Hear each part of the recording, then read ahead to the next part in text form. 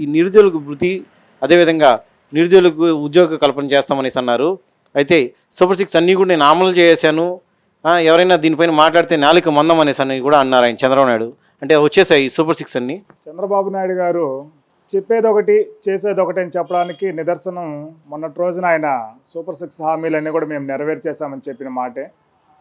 గతంలో మనం చూసుకుంటే ఆయన మేనిఫెస్టోలో రిలీజ్ ఏదైతే చేశారో ఆయన అఫీషియల్ పేజీలోనే వెబ్సైట్లోనే అది డిలీట్ చేయడం జరిగిందండి. ఈరోజు సూపర్ సిక్స్ హామీలు ఇచ్చి దాన్ని మోసం చేస్తున్నామని ఆయనకి తెలిసి కూడా అమలు చేయడంలో ఆయన పూర్తిగా విఫలం చెంది బహిరంగంగా ఆయన మోసపూరితమైన మాటల్ని నమ్మించే విధంగా ఆయన మ్యాజిక్ చేస్తున్నాడు అనమాట.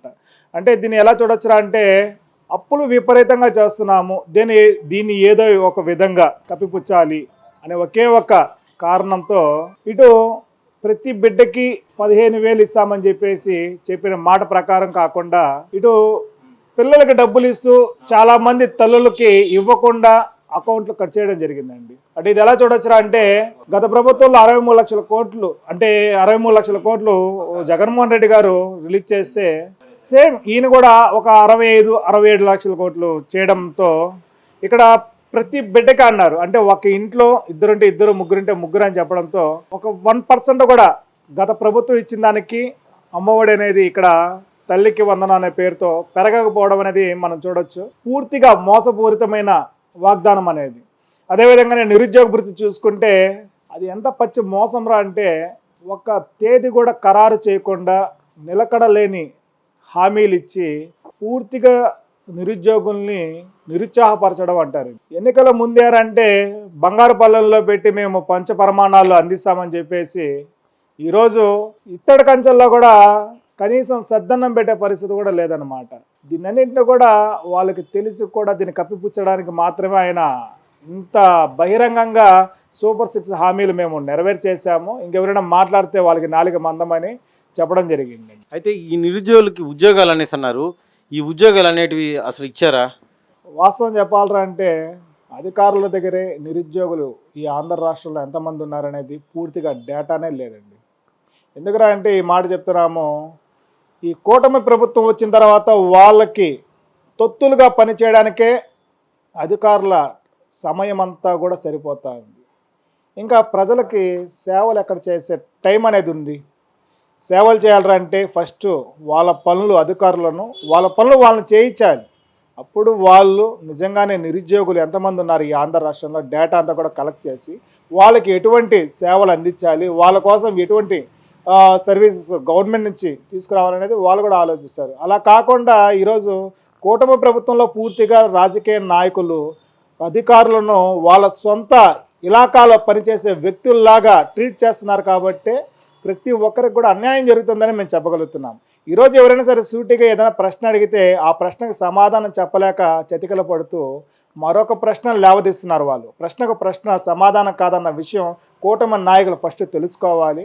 ప్రజలు ఎవరైనా సరే నాయకుల్ని ఏదైనా ప్రశ్న అడిగినప్పుడు ఆ ప్రశ్నకి నిజంగానే సరైన సమాధానం చెప్పినప్పుడు అతను నిజమైన నాయకుడు. ప్రశ్న అడిగినప్పుడు దానికి ఇంకో ప్రశ్న వేయడము అది సమాధానం కాదు. ఫస్ట్ అది తెలుసుకొని నాయకులు మలుసుకోవాలని మేము కోరుకుంటున్నాము. అయితే సూపర్ సిక్స్ అనేది అమలు చేసేసాను, దీనిపైన ఎవరైనా ప్రశ్నిస్తే నేలకు మందం అంటే దాన్ని అర్థం ఎలా అర్థం చేసుకోవాలి మనం? అంటే ఆయన ఇండైరెక్ట్గా చెప్తున్నారండి, ప్రజల్ని నేను నమ్మించి మోసం చేయగలగడంలో మాస్టర్ డిగ్రీ పొందిన వ్యక్తిని నేను ఎప్పుడు కానివ్వండి గతంలో కూడా ముఖ్యమంత్రిగా ఎప్పుడు వచ్చినా కూడా ప్రజలకు ఇచ్చిన హామీలు నెరవేర్చకపోయినా ఈ ప్రజలు నన్ను మళ్ళీ నమ్మి మోసపోతున్నారు అని చెప్పేసి ఇండైరెక్ట్గా వాళ్ళు ఇప్పుడు చంద్రబాబు నాయుడు గారు చెప్తున్నారు. ఇది వ్యంగ్యంగా చెప్తున్నారు. అది కూడా ఆయన చెప్పేటప్పుడు మనం గమనిస్తానండి, ఆయన హావభావాలు ఎలా ఉన్నాయంటే ఒక వ్యంగ్యంగా మాట్లాడడము, అంటే ఎవరైనా ప్రశ్నిస్తే వాళ్ళ నాలుకల మందం అనడము, అంటే వీళ్ళు చెప్పిన దానికి ఊగొట్టు వెళ్ళాలనే ద్వారంలోనే ఉన్నారనమాట వాళ్ళు. నేను ఏం చెప్పినా ఈ ఆంధ్ర రాష్ట్ర ప్రజలు నమ్ముతారు, నేను ఏం మోసం చేసినా వీళ్ళు నన్ను ఎదిరించి ప్రశ్నించలేరు, నన్ను ప్రశ్నించిన వ్యక్తుల్ని నా సొంత మీడియా ఛానళ్లలో వాళ్ళని దేశ ద్రోహులుగా ఈ రాష్ట్రానికి పనికిరాని వ్యక్తులుగా చిత్రీకరించి చూపిస్తాను, అందువల్ల ఎవ్వరు కానీ నన్ను ప్రశ్నించలేరు, నేను చెప్పిందే వేదం, నేను చెప్పిందే శాసనంగా ఈ రాష్ట్రంలో జరుగుతుంది అని ఆయన ఇండైరెక్ట్గా వ్యంగ్యంగా ప్రశ్నిస్తున్నాడు ప్రజల్ని. ఇది పూర్తిగా ప్రజలందరూ కూడా గమనిస్తున్నారు. రాబోయే రోజుల్లో ఖచ్చితంగా కూటమి ప్రభుత్వానికి బుద్ధి చెప్పే విధంగా ప్రజల్లో కూడా చైతన్యం వస్తున్నది ఇప్పుడు. అయితే గత వైఎస్ఆర్ కాంగ్రెస్ పార్టీ హయాంలో సచివాలయ వ్యవస్థని పెట్టి జగన్మోహన్ రెడ్డి గారు ఆయన ఈ ఉద్యోగ కల్పన అనేది చేశారు. అంటే సచివాలయ సెక్రటరీలు కానీ లేదు సచివాలయ సామించి అక్కడ వాలంటీర్ల వ్యవస్థని కూడా తీసుకొని వచ్చారు. అంటే దాదాపు రాష్ట్రంలో నిరుద్యోగ సమస్యని ఆయన చాలా వరకు పూడ్చారు. అయితే ఇప్పుడు ఈ కూటమి ప్రభుత్వం ఏర్పడిన తర్వాత ఈ నిరుద్యోగ సమస్య అనేది ఇప్పటికీ అట్లే ఉంది. ఇక్కడ మేము చెప్తుండేది అదేనండి, పూర్తిగా నిరుద్యోగుల పట్ల నిర్లక్ష్య ధోరణితో వ్యవహరిస్తున్నది ఈ కూటమి ప్రభుత్వం. వాళ్ళు నిరుద్యోగులు ఎంతమంది ఉన్నారని డేటానే లేకపోతే గవర్నమెంట్ దగ్గర ఇంకా నిరుద్యోగులను ఏం పట్టించుకుంటుందండి? అంటే ఇక్కడ ఏమవుతుందిరా అంటే వాళ్ళు ప్రతిపక్షంలో ఉన్నప్పుడేరంటే మేము ఆకాశాన్ని కిందకి దించేస్తాము, మీకు చేతులలో బంగారు పళ్ళెం పెట్టేస్తాము, స్వర్గాన్ని మీకు రాయిచ్చేస్తామన్నంత గొప్పగా బూటకపు మాటలు చెప్పడంలో ఆరితేరిపోయిన వ్యక్తి చంద్రబాబు నాయుడు.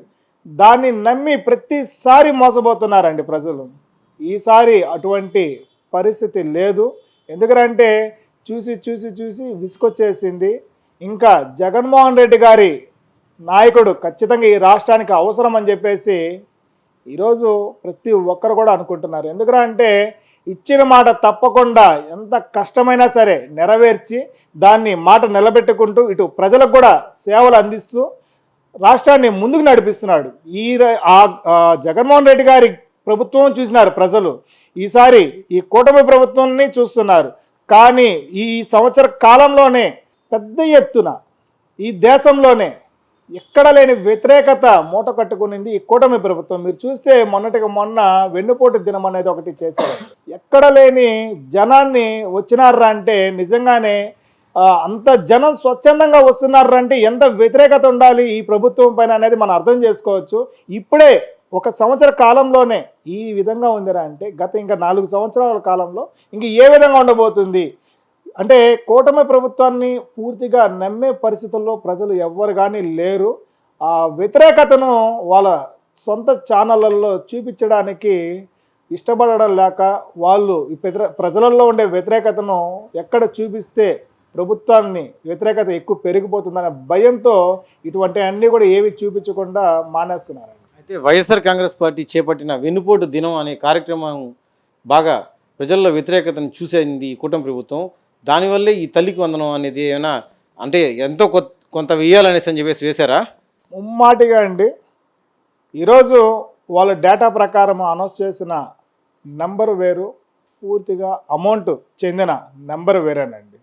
తల్లికి వందనం ఏ రోజైతే జగన్మోహన్ రెడ్డి గారు అనౌన్స్ చేశారో దాని తర్వాత వీళ్ళు రహస్య మంతనాలు చేసుకుంటూ మనం సూపర్ 6 హామీలలో ఈ ఒక హామీ కూడా ఇవ్వకుండా ఇన్ని రోజులు గడుపుతూ వచ్చాము. ఈ హామీ కూడా కొంచెమైనా కొంచెము నెరవేర్చలేదురా అంటే ఖచ్చితంగా నాయకులు రోడ్లలోకి వెళ్తే నిలదీసి అడిగే పరిస్థితి ఉంది అని భయపడి ఈరోజు తల్లికి వందనం అనేది అమ్మఒడి పథకాన్ని పేరు మార్చి తల్లికి వందనం అని పెట్టిన దానివల్ల అది నెరవేర్చినారండి. అంతేగానిండి వీళ్ళు స్వచ్ఛందంగా స్వతహాగా చెయ్యాలనే ఉద్దేశం అయితే లేదు. చేయాలని ఉంటే నిజంగానే సంవత్సర కాలం ముందే ఎప్పుడో చేసుంటారు. ఈరోజు చేయాల్సిన అవసరం లేదు.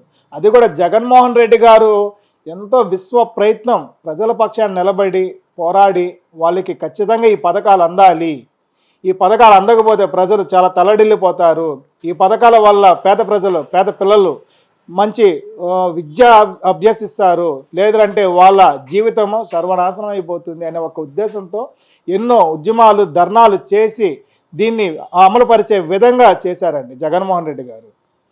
కుటుంబ ప్రభుత్వం ఏర్పడి ఇప్పటికి సంవత్సరం అయింది. అయితే ఈ సూపర్ 6 అనే పథకాలు ఇప్పటివరకు కేవలం తల్లికి వందనం అనే పథకం లేదా పింఛన్ ఒకటి, ఈ 2 మాత్రమే చేశారు. అది కూడా ఈ తల్లికి వందనం పథకం వైఎస్ఆర్ కాంగ్రెస్ పార్టీ చేపట్టిన వెన్నుపోటు దినం కార్యక్రమంలో ప్రజల నుంచి అశేష స్పందన వైఎస్ఆర్ కాంగ్రెస్ పార్టీకి లభించింది. కూటమి ప్రభుత్వానికి వ్యతిరేకంగా వారంతా కూడా రోడ్డుపైకి వచ్చి ఈ వైఎస్ఆర్ కాంగ్రెస్ పార్టీ చేపట్టిన వెన్నుపోటు దినం కార్యక్రమాన్ని విజయవంతం చేశారు. అదేవిధంగా ఇక్కడ నిరుద్యోగ వృత్తి అన్నారు, నిరుద్యోగులకు ఉద్యోగాలు అన్నారు ఈ కూటమి ప్రభుత్వం. అయితే ఇప్పటివరకు ఈ ప్రభుత్వం ఏర్పడినప్పటి నుంచి ఇప్పటివరకు నిరుద్యోగ వృత్తి లేదు, అదేవిధంగా ఉద్యోగ కల్పన లేదు. ఈ చంద్రబాబు నాయుడు ఇప్పుడు వచ్చినా కూడా మోసాలు చేస్తాడు అనేసరి కూడా ప్రజలలో ఇప్పటికే ఒక రకమైన భావన కలిగింది.